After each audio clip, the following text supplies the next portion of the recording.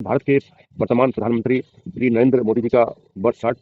और क्योंकि ये कहा जाता है कि उन्होंने शादी के बाद वो पति से अलग रहने लगे थे। उनकी शादी जसोदाबेन जी से हुई थी। और ये कुंडली है भारत के पूर्व प्रधानमंत्री श्रीमती इंदिरा गांधी जी का। इनकी शादी फिरोज गांधी जी से हुई थी 1942 में। और शादी के 18 साल बाद यानी 1960 में फिरोज गांधी जी का मृत्यु हो गया। इनकी शादी भारत के राज्य उत्तर प्रदेश के वर्तमान चीफ मिनिस्टर योगी आदित्यनाथ जी का है। और हम सभी जानते हैं। नमस्कार दोस्तों, वेलकम टू ओरियस एस्ट्रोलॉजी। मैं हूँ रंजीत रघुआर्या। दोस्तों, आज हम चर्चा करेंगे शादी में होने वाली समस्याओं को लेकर। जैसे कि किसी की शादी नहीं हो रही है, या किसी की शादी में बहुत ज़्यादा डिले यानी लेट हो रहा है, लेट मैरिज, या शादी होने के बाद भी अगर शादी ठीक से न चलना, जैसे कि तलाक हो जाना, एक दूसरे से अलग होकर रहना, या आपस में नहीं बनना। तो दोस्तों, ये सब जो बातें हैं, इस पर हम चर्चा करेंगे कि ऐसे क्या योग हैं किसी की कुंडली में होते हैं जिसके कारण शादी में इस तरह की समस्याओं को देखना पड़ता है। उसके पहले दोस्तों, जैसा आप जानते हैं कि कुछ फेमस पर्सनालिटी हैं, जैसे नरेंद्र मोदी, जो हमारे भारत के करंट प्रधानमंत्री हैं।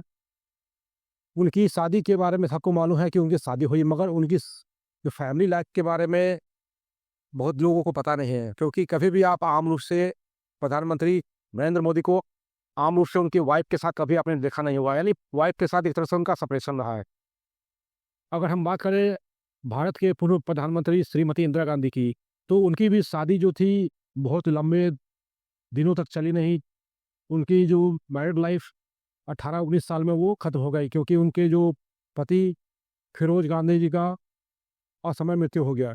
इसके अलावा आप जानते होंगे, चीफ मिनिस्टर उत्तर प्रदेश के योगी आदित्यनाथ जो हैं, उनकी शादी नहीं हुई। तो इन लोगों के कुंडली में ऐसा क्या योग है जिसके कारण से, चाहे शादी ना होना, या शादी में समस्या होना, शादी ना चलना, या पति पत्नी में सेपरेशन होना, ऐसा क्या योग है? इन योगों को हम आज हम समझेंगे। और इन लोगों का चार्ट हम देखेंगे कि इन लोगों के चार्ट में कैसे वो ये योग है कुंडली के, वो उसमें मैनिफेस्ट कर रहा है। तो दोस्तों, सबसे पहले कुंडली का जो प्रथम भाव है और सप्तम भाव है, शादी के लिए बहुत ही ज़्यादा इंपॉर्टेंट है। खासकर सप्तम भाव, कि प्रथम भाव आप एक जातक खुद को रिप्रेजेंट करता है, और सप्तम भाव आपके पार्टनर यानी पति आपके पति या आपकी पत्नी को वो दर्शाता है रिस्पेक्टिव चार्ट में। अगर हम कारक की बात करें, तो पति के जो कुंडली में शुक्र यानी वीनस उसके पत्नी का कारक होता है, वाइफ का कारक होता है। और किसी महिला के चार्ट में पारस्परिक सिस्टम के अनुसार जुपिटर को हम पति का कारक मानते हैं, मगर भृगुनंदी नाड़ी के हिसाब से मंगल यानी मार्स को हम पति का कारक मानते हैं। यानी कि किसी के शादी में प्रथम भाव और सप्तम भाव का बहुत ही अहम रोल रहता है शादी को लेके चलने में, शादी कराने में। खासकर सप्तम भाव का लॉर्ड यानी भावेश और कारक, शादी का जो कारक होता है शुक्र, भाव भावेश और कारक, ये बहुत ही इंपॉर्टेंट होता है। इसके अलावा लिब्रा राशि, तुला राशि रिलेशनशिप की राशि होती है। तो ये जो तीनों भाव भावेश कारक अगर किसी तरह से पापी ग्रह यानी मैलेफिक ग्रह को, इन इन भावों को, इन ग्रहों को अगर वो इन्फ्लुएंस कर रहे होंगे, तो शादी में समस्या देखने को मिल सकता है। तो चलिए कुछ योगों के बारे में हम बात करते हैं।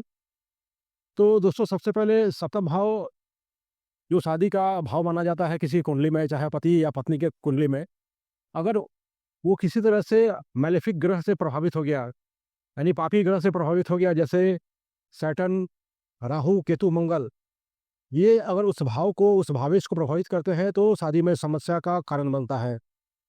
जैसे कि शनि जो होता है, इसको नेचुरल डिले का कारक मानते हैं।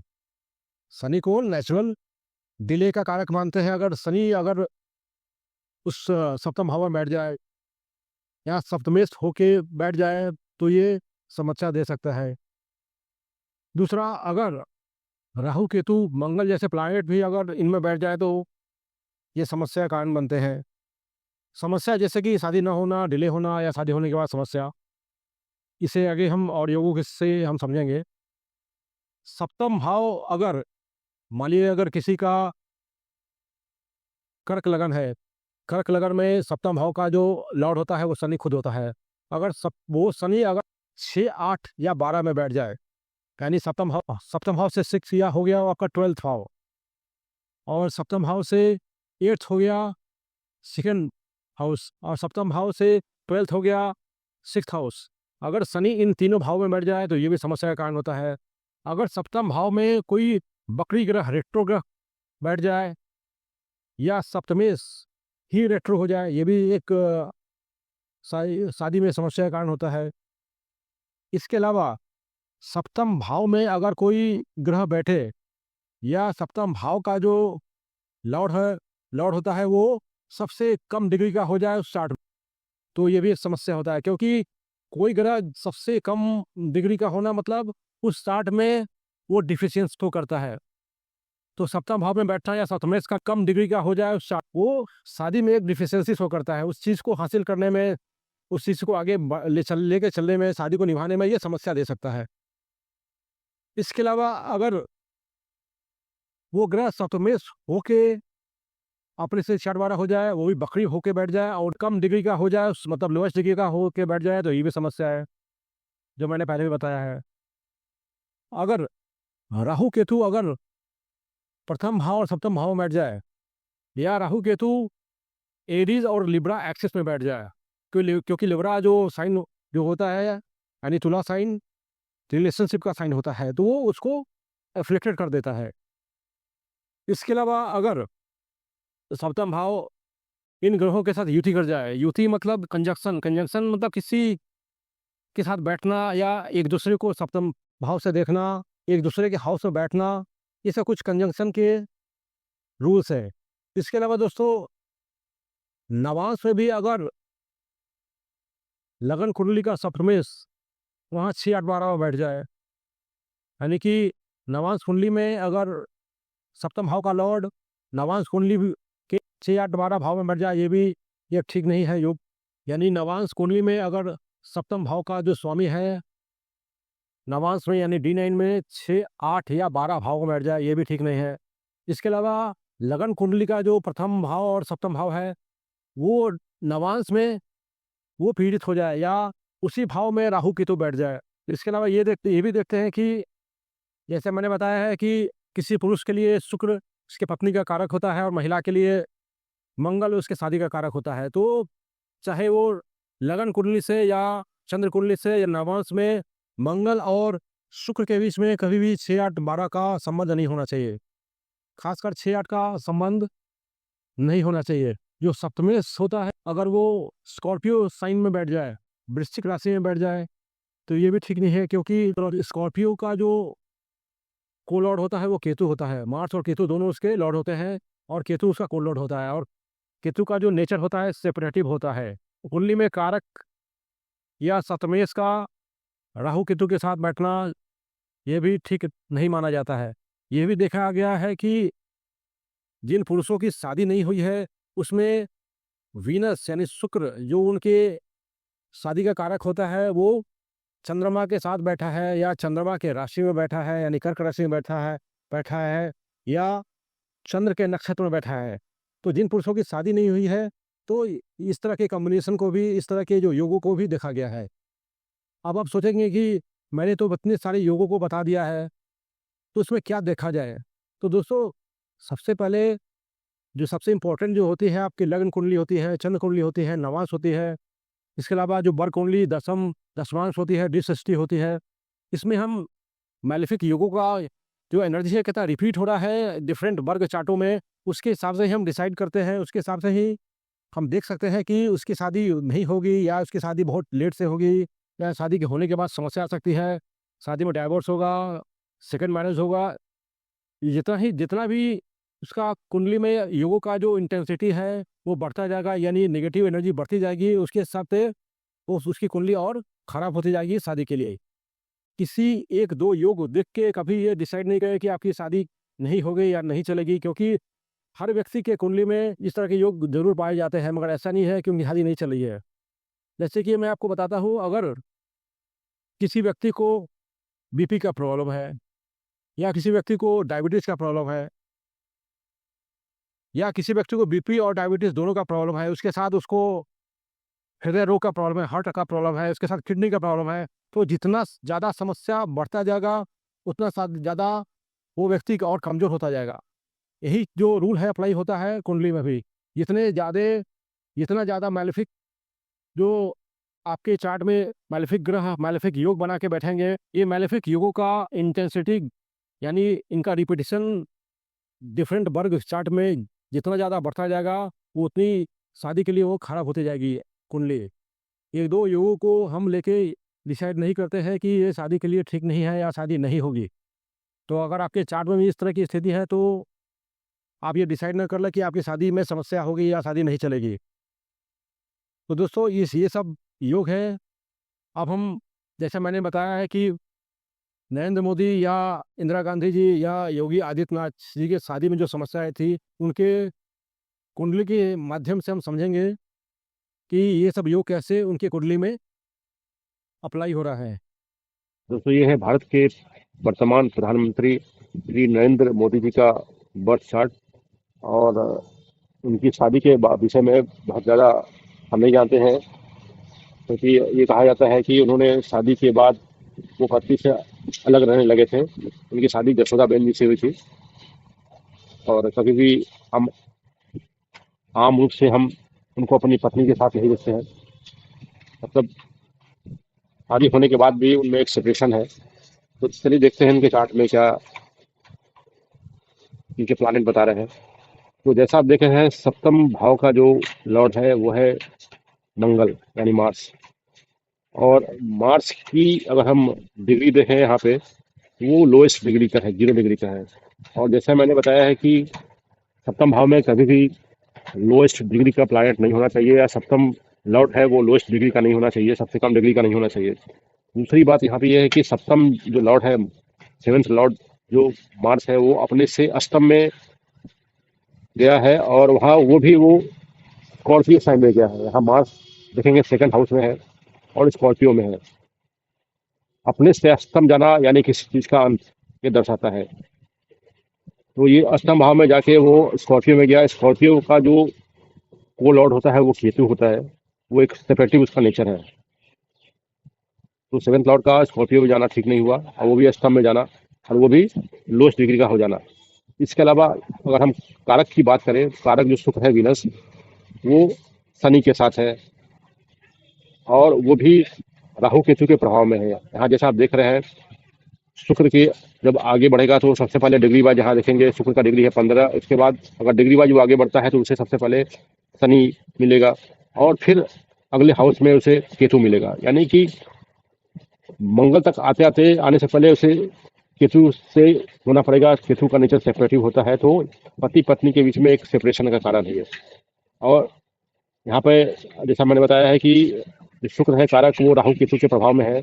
आगे शुक्र के आगे घर में केतु है, और यहाँ पे अगर हम देखेंगे राहु से अगर 1 2 3 4 5, तो 10वें घर में राहु का प्रभाव आ रहा है। तो शुक्र राहु केतु के प्रभाव में है, जो कि अच्छा नहीं माना जाता है। कारक का मैलेफिक इतना ज़्यादा मैलेफिक के प्रभाव में हो जाना।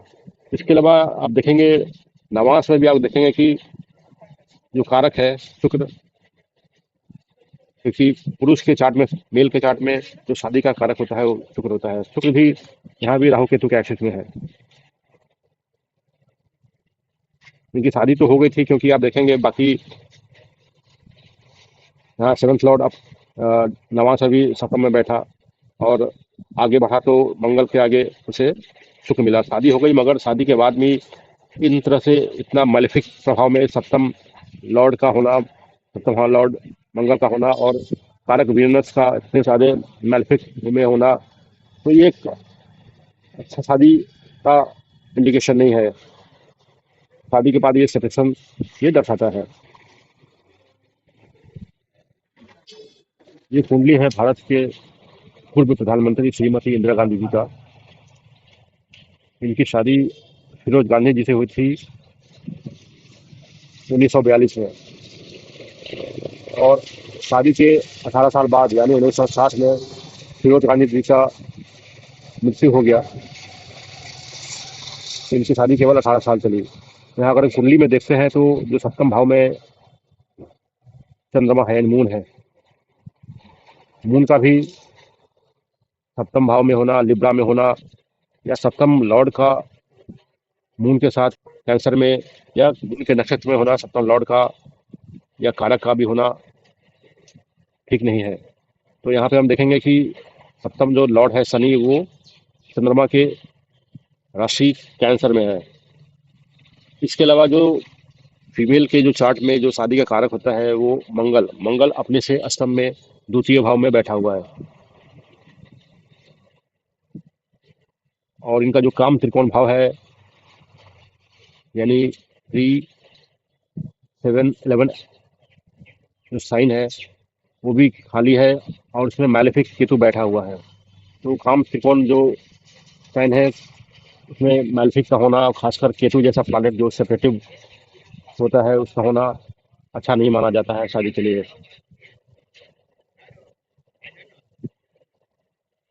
महिला के चार्ट में बृहस्पति का भी बकरी होना ठीक नहीं है उनके शादी के लिए। तो यहाँ पर देखेंगे बृहस्पति 11th हाउस में बकरी होके बैठा है। और हम नवाज की बात करें तो सप्तम जो लॉर्ड है वो शनि, वो भी केतु के साथ है। इस तरह से बहुत सारे जो कॉम्बिनेशन है वो एक अच्छी शादी को नहीं दर्शा रहे हैं। ये सब हम आगे D10 और D60 में ऐसा हम और भी ऐसा इनका कॉम्बिनेशन है जिसके कारण इनकी शादी बहुत लंबी नहीं चली। जो कुंडली आप देख रहे हैं ये भारत के राज्य उत्तर प्रदेश के वर्तमान चीफ मिनिस्टर योगी आदित्यनाथ जी का है। और हम सभी जानते हैं कि उन्होंने अभी तक शादी नहीं की। और हम कुंडली के माध्यम से देखने जाए तो उनका सप्तम भाव का जो लॉर्ड है वो शनि, शनि कुंडली में सबसे लोएस्ट डिग्री का है, 7 डिग्री का है, और वो भी बकरी है और वो चंद्रमा के साथ है। तो मैंने पहले भी बताया है कि सप्तम भाव का जो लॉर्ड है या कारक का चंद्रमा की राशि, चंद्रमा का नक्षत्र या चंद्रमा के साथ होना शादी के लिए ठीक नहीं माना जाता है। अगर हम देखें तो इनका जो पहला भाव है और सप्तम भाव में राहु केतु है, जो कि इनका प्रथम और सप्तम भाव अफ्लेक्टेड हो गया। अगर अगर कारक की बात की जाए तो शुक्र भी राहु के साथ है, और शुक्र के जो ट्राइन में है वो मंगल और चंद्रमा है, यानी कारक भी यहाँ पे अफ्लेक्टेड है, भाव भी अफ्लेक्टेड है। और भाव का जो भावेश है शनि, उसकी भी स्थिति सही नहीं है इस कुंडली में। और ये देखा गया है कि जो मैक्सिमम जो पुरुष की शादी नहीं हुई है उसमें शुक्र और चंद्रमा का किसी न किसी तरह से योग था, चाहे वो एक साथ बैठे हैं या उन चंद्रमा के नक्षत्र में है शुक्र, या एक्सचेंज में है, या समसप्तक योग बना के बैठे हैं। तो यहाँ पे जैसा आप देख रहे हैं शुक्र के त्रिकोण में चंद्रमा है, और नवांश में भी देखेंगे तो शुक्र के साथ चंद्रमा है। नवांश में भी आप देखेंगे कि इनका जो एरीज लिब्रा एक्सिस में राहु और केतु बैठे हुए हैं, यानी नवांश में भी इनका जो सप्तम राशि लिब्रा है, जो कि शादी का एक भाव होता है, रिलेशनशिप का साइन होता है, वो भी अफ्लिक्टेड है।